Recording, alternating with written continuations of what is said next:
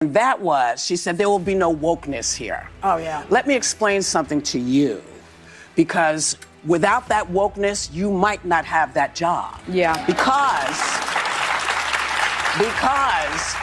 women were not invited to that table. Mm-hmm. Women were not invited to many tables in this nation. The reason we fought and busted our behinds to make sure that you didn't have to worry about this.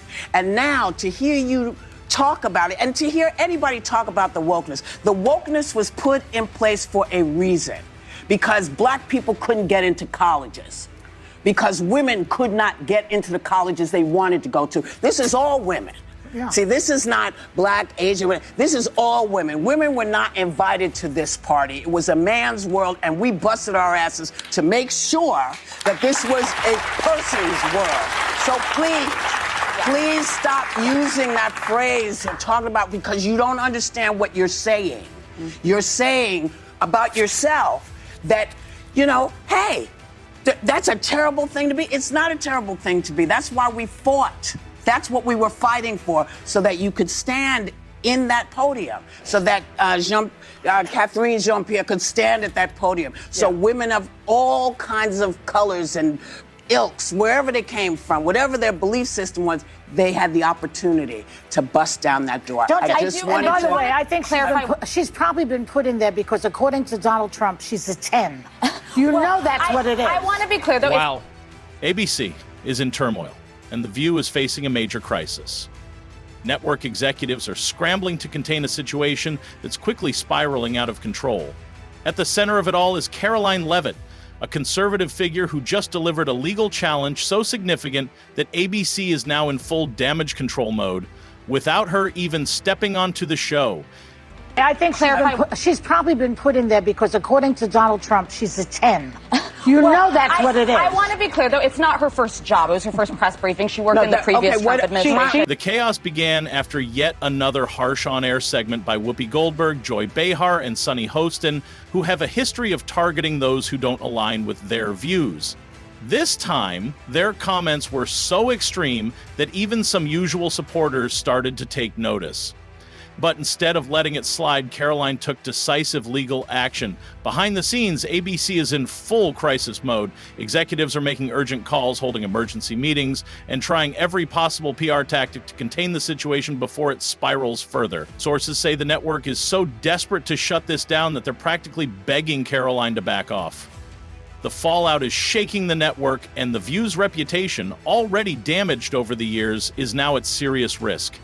If Karoline's legal action gains traction, it could expose a much larger issue, one ABC might not be able to cover up this time. So what did Karoline Leavitt say that rattled Whoopi Goldberg, left Joy Behar visibly unsettled, and stunned Sunny Hostin into silence? That you saw live on this program yesterday. Joy Behar stirring the pot of controversy after saying this about Karoline. She's probably been put in there because, according to Donald Trump, she's a 10. You know that's what it is. Do you want to take this? So you cannot be attractive and smart? I will try to give Joy the benefit of, well, thank you. I try to give Joy the benefit of the doubt that she didn't see that briefing, because if you saw that yesterday on numerous topics, no big binder, I think she might have had a different impression of this young woman who held her own. I mean, you would have to give her the benefit of the doubt that she did absolutely no research or reading about anything dealing with Karoline Leavitt before she made that remark. Because Karoline Leavitt worked, I mean, she went to St. Anselm College, she worked for WMUR Ran TV. for Congress? In New Hampshire, she ran for Congress at the age of 25, put out a very good campaign. She lost by 8 or 9 points, but she still put on a good campaign. Then she was the press secretary for the Trump campaign, going on TV literally every day. Well, heavily pregnant and a new mom. Pregnant. Yeah, she's a new mother. And then she goes out yesterday and gives an... And this, again, this is speaking very objectively, because I've watched every press secretary since going back to Marlon Fitzwater. Yeah, I'm that old. And she went out there for her very first briefing at the age of 27 years old, the youngest press secretary ever, and did a terrific job of talking about what the president's agenda I said to you in the commercial, there's no way 27-year-old me would have. The View assumed they could attack Karoline and walk away without consequences. In a recent episode, the panel went off the rails, launching a personal attack on Karoline simply because she's a young, successful, conservative woman. They didn't just debate her politics. They went after her credibility in the most vicious way possible. Leading the charge was Joy Behar with her usual smugness and condescending attitude. Facts and logic weren't part of the discussion. Instead, she resorted to cheap insults, dismissing Karoline's intelligence, experience, and political expertise. And in just one sentence, Joy did exactly what she claims to stand against. She reduced Karoline's entire career and accomplishments to nothing more than her appearance. I have a for you. Which White House official made the decision to bar the AP reporter from the Oval Office and the diplomatic reception room last night? Well, first of all, let me just set the record straight. It is a privilege to cover this White House. It's a privilege to be the White House press secretary. And nobody has the right to go into the Oval Office and ask the President of the United States questions. That's an invitation that is given. And there are hundreds of outlets on this campus, many of you in this room who don't have the privilege of being part of that pool every single day and getting to ask the President questions. We reserve the right to decide who gets to go into the Oval Office, and you all have credentials to be here, including the Associated Press, who is in this briefing room today. But isn't it retaliatory in nature is the argument, because the reason that the AP was barred, which they said was because they're not using the phrase Gulf of America, they're using Gulf of Mexico in line with their standards. And so the question here is this setting a precedent that this White House will retaliate against reporters who don't use the language that you guys believe reporters should use? And how does that align with the First Amendment commitment that you were just talking about? I was very upfront in my briefing on day one that if we feel that there are lies being pushed by outlets in this room, we are going to hold those lies accountable. And it is a fact that the body of water off the coast of Louisiana is called the Gulf of America. And I'm not sure why news outlets don't want to call it that, but that is what it is. The Secretary of Interior has made that the official designation in the Geographical Identification Name Server, and Apple has recognized that, Google has recognized that, pretty much every other outlet in this room has recognized that body of water as the Gulf of America, and it's very important to this administration that we get that right, not just for people here at home, but also for the rest of the world. Sure. Next came Whoopi Goldberg, never one to let reason get in the way of a dramatic rant. This time, she was completely unhinged. She tore into Karoline with such intensity, so out of touch with reality, that even some of the show's usual supporters had to take a step back. Her anger wasn't just about politics anymore. It was personal. But Karoline didn't flinch. She didn't retreat. She fired back in a way that left Whoopi, Joy, and Sunny completely stunned. This from the same panel that has compared President Trump to Hitler, mocked him, shamed him, and spread falsehoods about him for years. But on November 6th, they had to face the reality. Millions of Americans aren't buying into their narrative. And now, after a $15 million donation to Trump's future library, they're watching their influence slip away. Trump, I would say since Trump been in office, he's had women as the press secretary, except for Sean Spicer, because he started in, I forget her name, from Arkansas, Huckabee Sanders. Sean Spicer, Huckabee Sanders. Then the next, I mean, he had what's his name, Miller, fill in a couple times. But then he had another female, and then the first press secretary he has this time is a female. Like, where are they getting this from? The word woke, I feel like Whoopi, she need to fire everybody that produced this show. Whoopi, you don't know what woke means. Woke has nothing to do with civil rights, constitutional civil rights. Woke has nothing to do with a meritocracy. Woke is people doing extra stuff and putting people in places that are not qualified because of the color of their skin or whatever is between their legs. Whoopi, you don't know what you're talking about.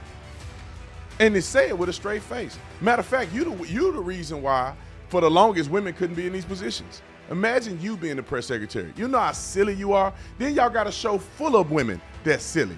Y'all women make people reconsider, should women even be doing this? The irony was glaring. The same women who constantly preach about empowering young professionals, especially young women, just went on national television and completely dismissed Karoline's career simply because they didn't like her politics. According to The View, if you're a woman who doesn't follow their ideology, then your struggles don't count.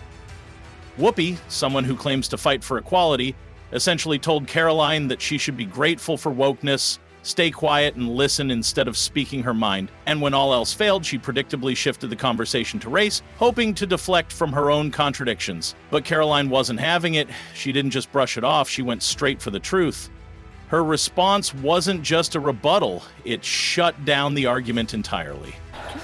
I do like what you're saying, Alyssa, about the lack of messaging. There's no message discipline here. But I love the way she handled it. Because back in the day, you know, journalists in the days of, like, let's say, Walter Cronkite and people wouldn't have done that to Walter. People wouldn't have done that, but or Peter Jennings. You know, you always saw and gave opportunity for both sides. It was what journalism was. I think Lester Holt said it best. Our world is different now. Mm-hmm. We're in the world of alternative facts as created by our favorite person, Kellyanne Conway. And when he was receiving the Edward R. Murrow Award for Lifetime Achievement in 2021, he said this. He said, "I think it's become clear that fairness is overrated. The idea that we should always give two sides equal weight and merit does not reflect the world we find ourselves in. Decisions to not give unsupported arguments equal time are not a dereliction of journalistic responsibility or some kind of agenda. In fact, it's just the opposite. Our duty is to be fair to the truth." And that's what she was doing. She was being fair to the truth. She was trying to get to the facts. She refused to get to the facts. She instead wanted to sort of, it was ad hominem attacks. Mm-hmm, mm-hmm, and when that happens, you cut the mic. You cut the mic, and that's what she did. Well, you know, listen. If you don't have anything to say, you blab. You just go on and on and on and on and on and on and on and on and on and on and on and on and on and on and on and on and on and on and on and on. Right. That's what you hear.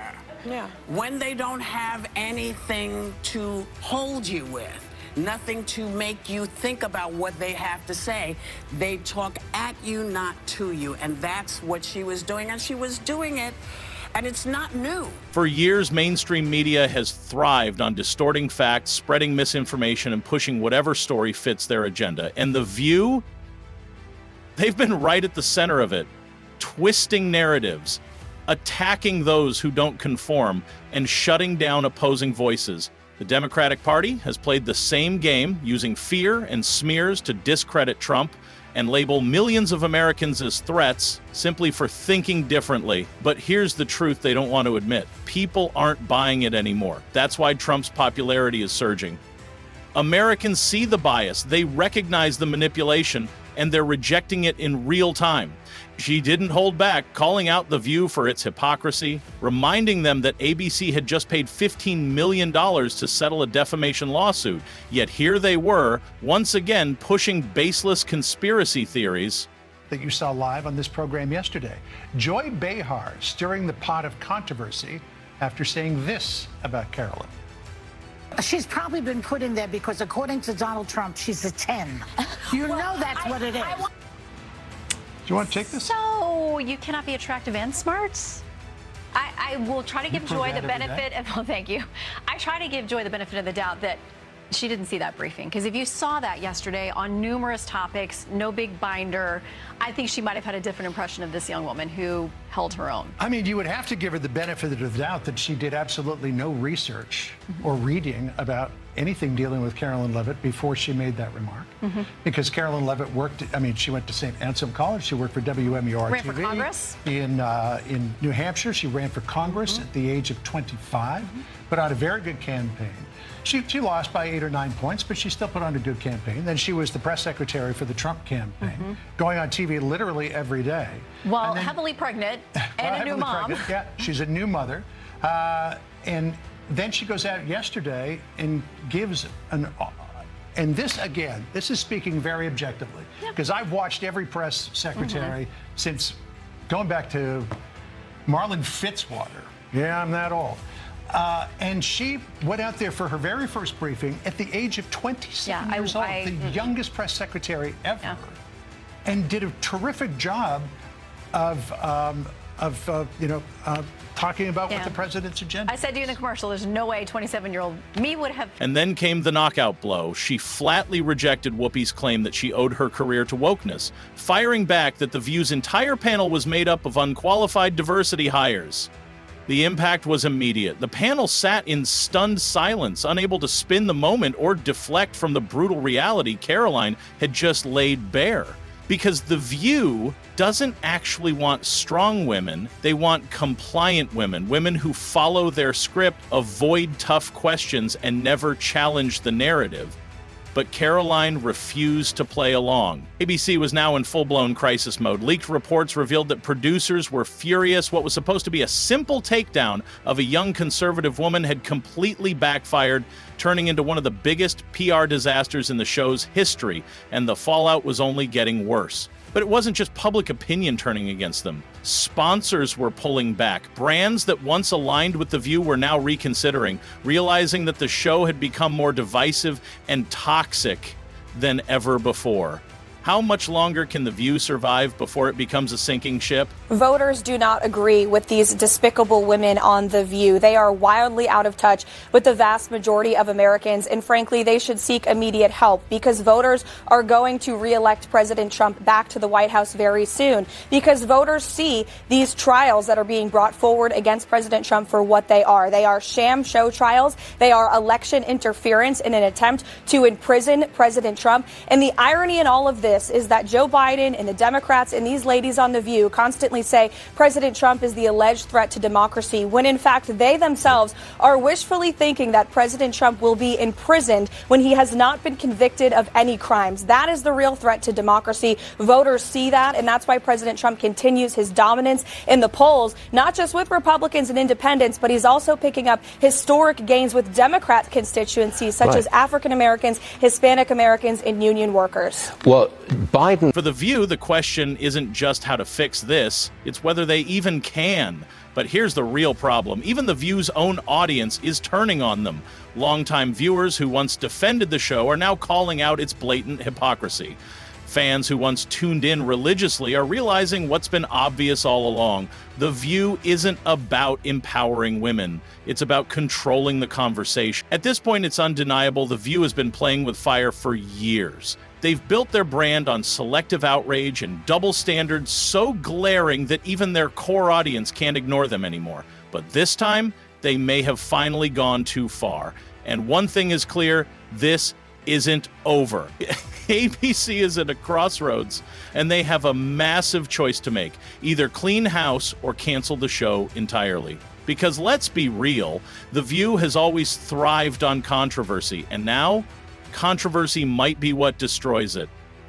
That's their entire playbook. Stir up outrage, capitalize on the backlash, and cash in on the drama. Like and subscribe to the channel for more breakdown like this.